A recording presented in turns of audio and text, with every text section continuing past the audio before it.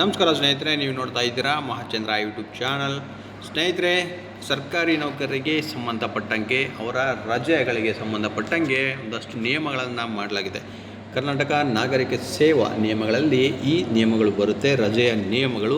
So ಯಾವ ರಜೆಗಳು ಸರ್ಕಾರಿ ನೌಕರರಿಗೆ ಸಂಬಂಧಪಟ್ಟಿದೆ ಮತ್ತು ಅವುಗಳ ವಿಶೇಷತೆ, ಯಾವ ರೀತಿಯ ಅವುಗಳ ರಜೆಗಳನ್ನು ಪಡ್ಕೋಬೋದು ಅನ್ನೋದ್ರ ಬಗ್ಗೆ ಒಂದಷ್ಟು ಮಾಹಿತಿ, ಕಂಪ್ಲೀಟ್ ಡೀಟೇಲ್ಸನ್ನು ನಾನು ನಿಮಗೆ ಈ ವಿಡಿಯೋನಲ್ಲಿ ತಿಳಿಸ್ಕೊಡ್ತಾ ಇದ್ದೀನಿ. ಪ್ರತಿಯೊಂದು ರಜೆಗಳ ಬಗ್ಗೆ ಇಲ್ಲೊಂದು ವಿಶ್ಲೇಷಣೆಯನ್ನು ಮಾಡಲಾಗಿದೆ. ಇದೊಂದು ಅಧಿಕೃತ ಮಾಹಿತಿಯಾಗಿದೆ ಸ್ನೇಹಿತರೆ. ಆ ವಿಡಿಯೋ ಸ್ಕಿಪ್ ಮಾಡ್ದೇ ಪೂರ್ತಿಯಾಗಿ ನೋಡಿ. ಹಾಗೆ ನಮ್ಮ ಚಾನಲ್ನ ಇನ್ನೂ ಯಾರ್ಯಾರು ಸಬ್ಸ್ಕ್ರೈಬ್ ಮಾಡ್ಕೊಂಡಿಲ್ಲ ಅವರು ಈ ಕೂಡಲೇ ಸಬ್ಸ್ಕ್ರೈಬ್ ಮಾಡ್ಕೊಳ್ಳಿ. ನೋಡಿ, ರಜೆಯ ನಿಯಮಗಳು 105ರಿಂದ 206ರವರೆಗೆ ಸರ್ಕಾರಿ ನೌಕರರ ರಜಾ ನಿಯಮಗಳ ಬಗ್ಗೆ ತಿಳಿಸುತ್ತೆ. ಅದರಲ್ಲಿ ಯಾವ ರಜೆಗಳು ಬರುತ್ತೆ ಅಂದರೆ ಗಳಿಕೆ ರಜೆ, ಅರ್ಧ ವೇತನ ರಜೆ ಅಥವಾ ಪರಿವರ್ತಿತ ರಜೆ, ಹಕ್ಕಿನಲ್ಲಿ ಇಲ್ಲದ ರಜೆ, ಅಸಾಧಾರಣ ರಜೆ, ಪರೀಕ್ಷಾ ರಜೆ, ಪ್ರಸೂತಿ ರಜೆ, ಪಿತೃತ್ವ ರಜೆ, ವಿಶೇಷ ಅಶಿಕ್ಷಿತ ರಜೆ ಮತ್ತು ಅಡಾಪ್ಷನ್ ಆಫ್ ಚೈಲ್ಡ್ ಅಂದರೆ ಮಗುವನ್ನು ದತ್ತು ತಗೊಂಡ್ರೆ ಅದಕ್ಕೆ ರಜೆ, ಶಿಶುಪಾಲನಾ ರಜೆ, ಇತರ ರಜೆಗಳು, ಸಾಂದರ್ಭಿಕ ರಜೆ, ವಿಶೇಷ ಸಾಂದರ್ಭಿಕ ರಜೆ ಮತ್ತು ನಿರ್ಬಂಧಿತ ರಜೆ. ಇಷ್ಟು ಬಗೆಯ ರಜೆಗಳು ಇರುತ್ತೆ ಸ್ನೇಹಿತರೆ. ಸೊ ಇವುಗಳ ಬಗ್ಗೆ ಪ್ರತಿಯೊಂದಕ್ಕೂ ಒಂದೊಂದು ವಿಶ್ಲೇಷಣೆಗಳನ್ನು ಕೊಟ್ಟಿದ್ದಾರೆ. ಯಾವ ಸಂದರ್ಭದಲ್ಲಿ ಈ ರಜೆಗಳನ್ನು ನೀಡಲಾಗುತ್ತೆ ಅಥವಾ ಸರ್ಕಾರಿ ನೌಕರ ಯಾವ ಸಂದರ್ಭದಲ್ಲಿ ಪಡ್ಕೋಬೋದು ಅಂತ ಒಂದೊಂದಾಗಿ ತಿಳಿಸ್ತಾ ಹೋಗ್ತೀನಿ. ನೋಡಿ, ನಿಯಮ 107 ಅದು ಆ ನಿಯಮ ಏನಂತ ಹೇಳುತ್ತೆ ಅಂದರೆ ರಜೆಯನ್ನು ಹಕ್ಕೆಂದು ಪಡೆಯಲಾಗದು. ರಜೆಯನ್ನು ಮಂಜೂರು ಮಾಡುವ ಅಧಿಕಾರಿಯು ಸಾರ್ವಜನಿಕ ಹಿತದೃಷ್ಟಿಯಿಂದ ರಜೆ ಮಂಜೂರು ಮಾಡಬಹುದು ಅಥವಾ ತಿರಸ್ಕರಿಸಬಹುದು. ರಜೆಯ ಸ್ವರೂಪವನ್ನು ಮಾರ್ಪಡಿಸುವ ಹಾಗಿಲ್ಲ. ಸೊ ಇದು 107 ಹೇಳುತ್ತೆ. ಹಾಗೆ 108 ಏನು ಹೇಳುತ್ತೆ ಅಂದರೆ ಸತತವಾಗಿ 4 ತಿಂಗಳಿಗಿಂತಲೂ ಹೆಚ್ಚಾಗಿ ಅನಧಿಕೃತ ಗೈರು ಹಾಜರಾದಲ್ಲಿ ಅಂತಹ ಸರ್ಕಾರಿ ನೌಕರರನ್ನು ವಿಚಾರಣೆಗೆ ಒಳಪಡಿಸಿ CCA ಪ್ರಕಾರ ಸೇವೆಯಿಂದ ವಜಾ ಮಾಡಬಹುದು. ಹಾಗೆ 106 ಅದರಲ್ಲಿ ಏನು ಹೇಳುತ್ತೆ ಅಂದರೆ ಅನುಮತಿ ಇಲ್ಲದೆ ಗೈರು ಹಾಜರಾದಲ್ಲಿ ಅನಧಿಕೃತ ಗೈರು ಹಾಜರಿ ಎಂದು ಪರಿಗಣಿಸಿ ಸಂಬಳವನ್ನು ಕಟಾವು ಮಾಡಲಾಗುವುದು ಅಥವಾ ಆ ಅವಧಿಗೆ ಅರ್ಧ ವೇತನ ರಜೆ ಕಡಿತ ಮಾಡಬಹುದು ಅಥವಾ ಶಿಸ್ತು ಕ್ರಮವನ್ನು ಕೈಗೊಳ್ಳಬಹುದು. ಹಾಗೆ 106B ನಲ್ಲಿ ಏನು ಹೇಳುತ್ತೆ ಅಂದರೆ ಮುಷ್ಕರದಲ್ಲಿ ಭಾಗವಹಿಸಿದರೆ ಹಿಂದಿನ ಸೇವಾ ಸೌಲಭ್ಯಗಳು ದೊರೆಯುವುದಿಲ್ಲ. ಸೊ ಇಷ್ಟು ನಿಯಮಗಳು ಹೇಳುತ್ತೆ. ಈಗ ಒಂದೊಂದು ರಜೆಗಳ ಬಗ್ಗೆ ನೋಡ್ತಾ ಹೋಗೋದಾದರೆ ನೋಡಿ, ಗಳಿಕೆ ರಜೆ. ಸೊ ಇಲ್ಲಿ ಬ್ರ್ಯಾಕೆಟಲ್ಲಿ ಕೊಟ್ಟಿದ್ದಾರೆ, ಇದನ್ನು ನೀವು ಗಮನಿಸಬೇಕು. ಬಿಡುವಿಲ್ಲದ ಇಲಾಖೆಗಳಿಗೆ ಅಂತ ಇಲ್ಲಿ ಕೊಟ್ಟಿರ್ತಕ್ಕಂಥದ್ದು. ಈ ಗಳಿಕೆ ರಜೆ ನೋಡಿ, ಜನವರಿ 1ನೇ ದಿನಾಂಕಕ್ಕೆ ಮತ್ತು ಜುಲೈ 1ನೇ ದಿನಾಂಕಕ್ಕೆ 15 ದಿನಗಳಂತೆ ರಜೆ ಮುಂಗಡವಾಗಿ ಜಮೆಯಾಗುತ್ತೆ. ಸೊ ಜನವರಿ 1ನೇ ದಿನಾಂಕ ಮತ್ತು ಜುಲೈ 1ನೇ ದಿನಾಂಕಕ್ಕೆ ಇದು ಮುಂಗಡವಾಗಿ ಜಮೆ ಆಗ್ತಕ್ಕಂಥದ್ದು. ಅರ್ಧ ವರ್ಷ ಮಧ್ಯದಲ್ಲಿ ನೇಮಕವಾದಲ್ಲಿ ಅಥವಾ ಸೇವೆ ತ್ಯಜಿಸಿದಲ್ಲಿ ಅಥವಾ ಮೃತರಾದಲ್ಲಿ ಹೌದು ಪೂರ್ಣಗೊಂಡ ತಿಂಗಳಿಗೆ 2.5 ದಿನಗಳಷ್ಟು ರಜೆ ಜಮೆಯಾಗುತ್ತೆ. ಅರ್ಧ ವರ್ಷದ ಮಧ್ಯದಲ್ಲಿ ಅಸಾಧಾರಣ ರಜೆ ಉಪಯೋಗಿಸಿಕೊಂಡಲ್ಲಿ, ನಿಲಂಬನೆಗೊಂಡಲ್ಲಿ ಅಥವಾ ಡೈಸ್ನಾನ್ ಆದಲ್ಲಿ ಮುಂದಿನ ಅರ್ಧ ವರ್ಷದ ಮುಂಗಡದಲ್ಲಿ ಪ್ರತಿ 10 ದಿನಗಳಿಗೆ 1 ದಿನ ಗಳಿಕೆ ರಜೆಯನ್ನು ಕಡಿತಗೊಳಿಸಲಾಗುತ್ತೆ.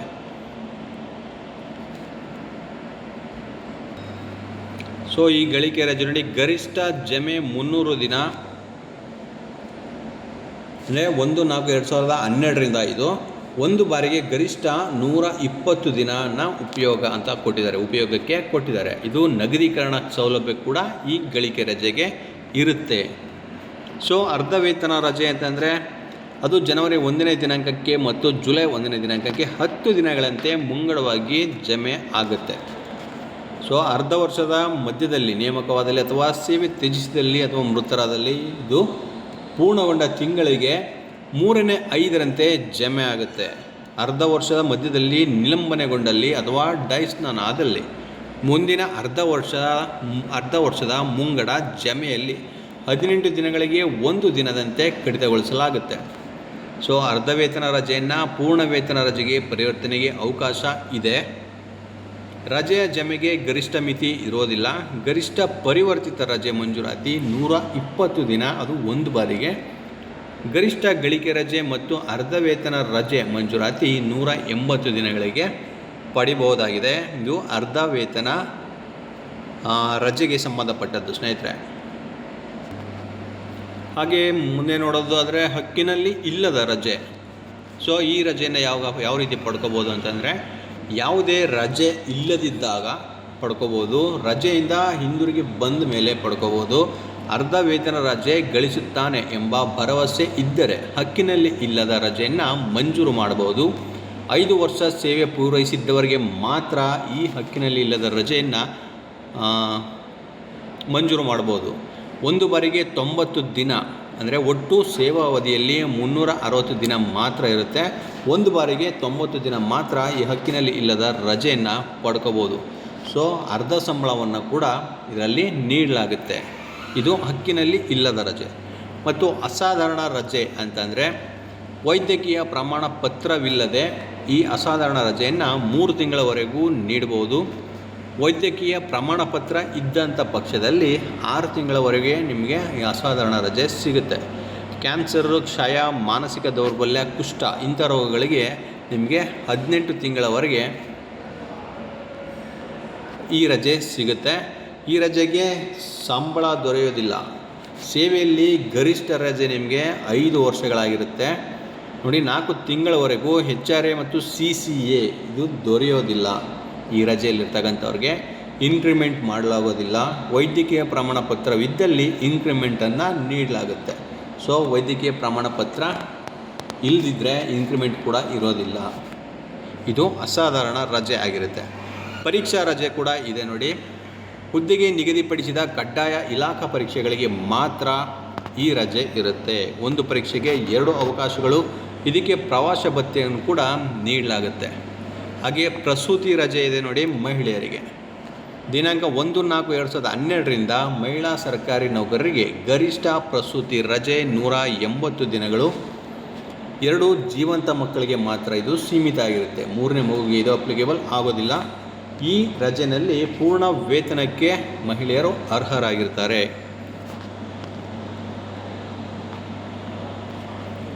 ಹಾಗೆ ಅಬಾರ್ಷನ್ ಆದಾಗ ನೋಡಿ 6 ವಾರಗಳ ರಜೆ ಇಲ್ಲಿ ಸಿಗುತ್ತೆ ಇವರಿಗೆ. ಪ್ರಸೂತಿ ರಜೆಯನ್ನು ಯಾವುದೇ ರಜೆಯಿಂದ ಕಟಾಯಿಸಬಾರದು. ಬೇರೆ ಯಾವುದೇ ರಜೆಯಿಂದ ಇದನ್ನು ಕಟಾವು ಮಾಡೋ ಹಾಗಿಲ್ಲ. ಈ ರಜೆಯನ್ನು ತಿರಸ್ಕರಿಸೋಕ್ಕೂ ಹಾಗೂ ಕೂಡ ಇಲ್ಲ. ಸೊ ಕಂಪಲ್ಸರಿ ಈ ರಜೆಯನ್ನು ಪಡ್ಕೊಳ್ಳೇಬೇಕು. ತಾಲೂಕು ಮಟ್ಟದ ಅಧಿಕಾರಿಗಳನ್ನು ಹೊರತುಪಡಿಸಿ ಇತರ ಎಲ್ಲ ಅಧಿಕಾರಿಗಳು ಮಂಜೂರು ಮಾಡಬಹುದಾಗಿದೆ. ಇದರ ಜೊತೆಗೆ ನೋಡಿ ಪಿತೃತ್ವ ರಜೆ, ಇದು ಕೂಡ ರೀಸೆಂಟಾಗಿ ಬಂದಿದೆ ಸ್ನೇಹಿತರೆ. ಪುರುಷರಿಗೆ ಈ ರಜೆಯನ್ನು ನೀಡಲಾಗುತ್ತೆ. ಗರಿಷ್ಠ 15 ದಿನಗಳವರೆಗೆ, ಅಂದರೆ ಹೆರಿಗೆಯಾದ ದಿನಾಂಕದಿಂದ 15 ದಿನಗಳವರೆಗೆ ಈ ಪಿತೃತ್ವ ರಜೆಯನ್ನು ನೀಡಲಾಗುತ್ತೆ. ಅದು ಕೂಡ 2 ಜೀವಂತ ಮಕ್ಕಳಿಗೆ. ಸೊ ಇದರಲ್ಲೂ ಕೂಡ ಪೂರ್ಣ ವೇತನವನ್ನು ನೀಡಲಾಗುತ್ತೆ. ಈ ರಜೆಯನ್ನು ಕೂಡ ಯಾವುದೇ ರಜೆಯಿಂದ ಕಟಾಯಿಸುವ ಹಾಗಿಲ್ಲ. ಈ ರಜೆಯನ್ನು ಕೂಡ ತಿರಸ್ಕರಿಸುವ ಹಾಗಿಲ್ಲ ಅಂತ ಇಲ್ಲಿ ಮೆನ್ಷನ್ ಮಾಡಿದ್ದಾರೆ. ಹಾಗೆ ಈಗ ಶಿಶುಪಾಲನಾ ರಜೆ ನೋಡಿ, ದಿನಾಂಕ 29/6/2011ರಿಂದ ಇದು ಕಂಪಲ್ಸರಿ ಜಾರಿಗೆ ಬಂದಿರತಕ್ಕಂಥದ್ದು. ಇದು ಮಹಿಳಾ ನೌಕರರಿಗೆ ನೀಡ್ತಕ್ಕಂಥದ್ದು. 2 ಮಕ್ಕಳಿಗೆ ನೀಡಲಾಗುತ್ತೆ. 18 ವರ್ಷ ಒಳಗಡೆ ಇರ್ತಕ್ಕಂಥ ಮಕ್ಕಳನ್ನು ನೋಡ್ಕೊಳ್ಳೋದಕ್ಕೋಸ್ಕರ. ಸೊ ಗರಿಷ್ಠ ರಜೆ 730 ದಿನ ಇರುತ್ತೆ.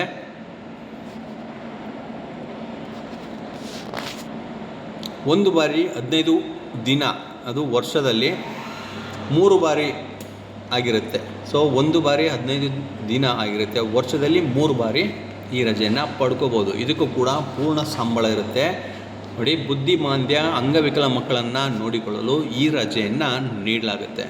ಇದಕ್ಕೆ ವೈದ್ಯಕೀಯ ಪ್ರಮಾಣ ಪತ್ರ ಅಗತ್ಯವಾಗಿರುತ್ತೆ. ಸೊ ಈ ವೈದ್ಯರು ನೀಡಿರ್ತಕ್ಕಂಥ ಪತ್ರವನ್ನು ತೋರಿಸಿ ಈ ರಜೆಯನ್ನು ಪಡಿಬೋದಾಗಿದೆ.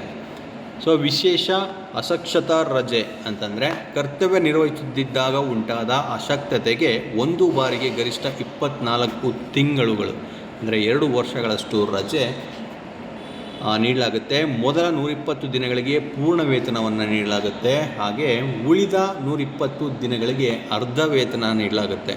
ಸೊ ಈ ರೀತಿಯ ರಜೆಗಳ ಬಗ್ಗೆ ರೀಸೆಂಟಾಗಿ ನೇಮಕ ಆದಂಥವ್ರಿಗೆ ತಿಳಿದಿರಲಿಕ್ಕಿಲ್ಲ ಸ್ನೇಹಿತರೆ. ಸೊ ಇದೆಲ್ಲ ಭಾಳ ಮುಖ್ಯವಾದಂಥ ಮಾಹಿತಿ, ಎಲ್ಲ ಸರ್ಕಾರಿ ನೌಕರರು ತಿಳ್ಕೊಬೇಕಾದಂಥ ಮಾಹಿತಿ ಅಂತಲೇ ಹೇಳ್ಬೋದು. ಹಾಗೆ ಮಂಜೂರಾತಿ ಪ್ರಾಧಿಕಾರ ಅಂದರೆ ಸರ್ಕಾರ ನೀಡಲಾಗುತ್ತೆ. ವೈದ್ಯಕೀಯ ಪ್ರಮಾಣ ಪತ್ರ ಇದಕ್ಕೆ ಕೂಡ ಅಗತ್ಯವಾಗಿ ಬೇಕಾಗುತ್ತೆ.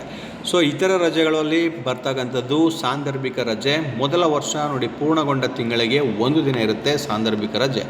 2ನೇ ವರ್ಷದಿಂದ 10 ದಿನ ಇರುತ್ತೆ.